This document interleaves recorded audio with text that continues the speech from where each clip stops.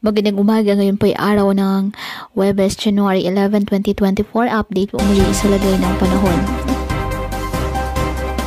Ayon sa pag-asa, northeast monsoon o amihan pa rin ang nakakaapekto sa northern at central Luzon, habang easterlies naman nakakaapekto sa nalalabing bahagi ng bansa. Walang bagyo o low pressure area na minomonitor sa loob ng ating PAR na maaaring makaapekto sa lagay ng panahon. Ngayong araw, dahil po sa amihan, ang Cagayan Valley at Aurora asahan na maulap na halangitan na may mahihinang mga pag-ulan.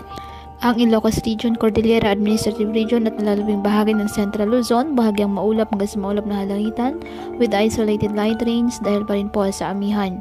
At ang nalalabing bahagi ng bansa kasama na ang Metro Manila, bahagyang maulap hanggang sa maulap na halangitan with isolated rain showers or thunderstorms dahil pa rin po sa easterlies at localized thunderstorms.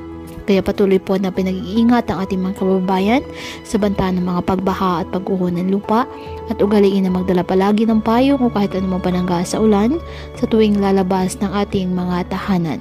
At yan po muna ang update sa lagay ng panahon ngayong araw. Muli patuloy po tayo na mag-ingat at palaging tandaan, God loves you. Stay safe and God bless.